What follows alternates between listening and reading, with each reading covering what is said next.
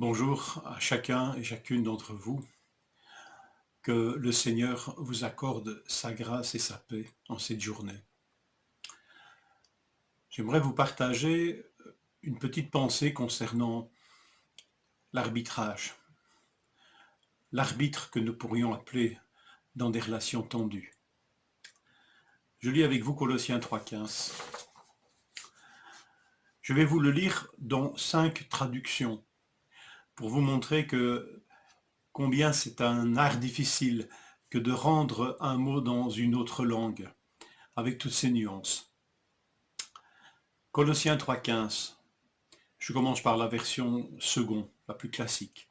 Que la paix du Christ à laquelle vous avez été appelés pour former un seul corps règne dans vos cœurs. Soyez reconnaissants. Retenez le verbe régner, que la paix règne dans vos cœurs. Et je commence ici toute une autre série de traductions. Que la paix de Dieu à laquelle vous avez été appelés pour être un seul corps tienne le principal lieu dans vos cœurs et soyez reconnaissants. Que la paix tienne le principal lieu dans vos cœurs. Que la paix de Christ à laquelle vous avez été appelés en un seul corps préside dans vos cœurs. Soyez reconnaissants. Que la paix de Christ dirige vos cœurs. Vous, Dieu vous a appelé à cette paix pour former un seul corps. Dites-lui toujours merci. Que la paix instaurée par le Christ gouverne vos décisions. Car c'est à cette paix que Dieu vous a appelé pour former un seul corps. Soyez reconnaissants. La paix est appelée à régner dans nos cœurs, dans nos relations réciproques. Si vous regardez les versets précédents, et d'ailleurs les versets précédents nous parlent de nous revêtir du lien de la perfection qui est l'amour, et vous verrez que tous les versets précédents sont vraiment, si quelqu'un a quelque chose, si quelqu'un a quelque chose à reprocher, bien pardonnez comme Christ vous a pardonné. Vous voyez vraiment là qu'on est dans un cadre vraiment de relations réciproques. Si parfois des faux docteurs peuvent créer des problèmes dans l'Église, les divisions internes, les accros, les relations parfois houleuses peuvent aussi être un grand danger pour l'Église. Et elles ne manqueront pas. Vous l'avez déjà sûrement vécu et nous le vivrons encore. Mais il en est ainsi de toutes nos relations. Pas seulement les relations ecclésiales, aussi les relations familiales, les relations sociales. Et ici, il est question que la paix règne dans nos cœurs, que la paix de Christ règne dans nos cœurs. Pas n'importe quelle paix, mais la paix de Christ. Et ici, en plus, au niveau ecclésiastique, ecclésial, la paix est le lien qui nous permet de former le corps. Que la paix de Christ à laquelle vous avez été appelés pour former un seul corps. Donc la paix est le climat, le terreau favorable pour que le corps se forme, que les liens se tissent, se renforcent. La paix de Christ, bien sûr, n'est pas n'importe quelle paix. Dans Colossiens 3, le même chapitre, verset 11, Paul nous rappelle qu'il n'y a plus ni grec, ni juif, ni circoncis, ni incirconcis, ni barbare, ni scythe, ni esclave, ni libre, mais Christ est tout et en tous. Et Galate ajoutera, il n'y a plus non plus ni homme ni femme. Toutes ces divisions qui étaient créatrices et qui sont créatrices potentiellement de tensions, eh bien Christ les a résolues, a résolu ces tensions déjà en instaurant la paix, sa paix. Tous sont pécheurs et tous sont justifiés par la grâce et accèdent à la relation avec Dieu par les mêmes moyens, le même médiateur Jésus-Christ. Cela nous unit profondément et cette paix rétablie avec Dieu par Christ est aussi une paix rétablie entre nous tous.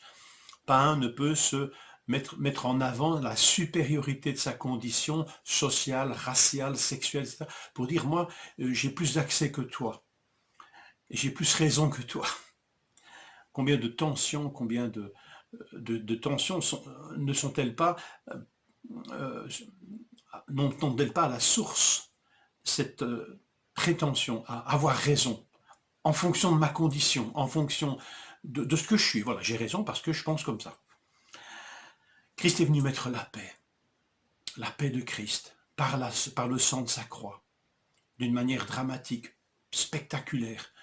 Nous sommes tous pécheurs et nous avons tous accès à cette relation restaurée avec Dieu et avec cette paix restaurée entre Dieu et nous par Jésus-Christ, paix qui assure aussi des relations apaisées entre nous tous. Et donc il est question même de maintenir cette paix, de maintenir une unité d'esprit par le lien de la paix, par exemple. Alors Christ a fait tout cela. Et c'est là la paix de Christ qui doit être arbitre dans nos relations. C'est là le sens littéral de ce verbe régner, être arbitre. Étonnant, hein? À l'époque, déjà dans les compétitions sportives, il y a des arbitres, et la voix de l'arbitre faisait autorité. Et c'était ces décisions qui s'imposaient. C'est pour ça que vous trouvez dans des traductions qu'elle préside dans vos cœurs, qu'elle fasse autorité dans vos cœurs. C'est vraiment ça, que la paix de Christ soit arbitre dans toutes nos relations. D'où cette nuance dans les traductions, voilà. Rappelons-nous l'enjeu de la paix de Dieu. Nous avons lu ça dans Philippiens 4, verset 7.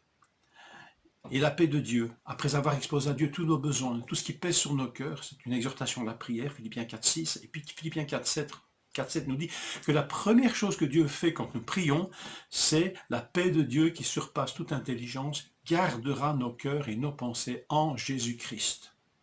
L'enjeu de la paix de Christ, la paix de Dieu, c'est de garder nos cœurs et nos pensées en Jésus-Christ. De ne pas les laisser divaguer dans tout ce qui pouvait être source de tension jadis.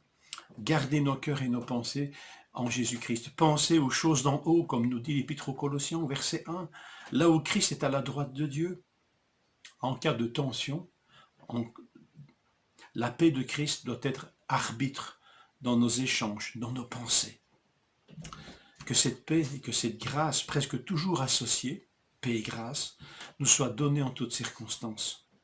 Et qu'en première instance, elle soit toujours appelée la paix de Christ. Elle soit toujours invoquée, elle fasse toujours autorité. La paix de Christ. Que le Seigneur vous accorde cette paix en cette journée, en toutes nos relations.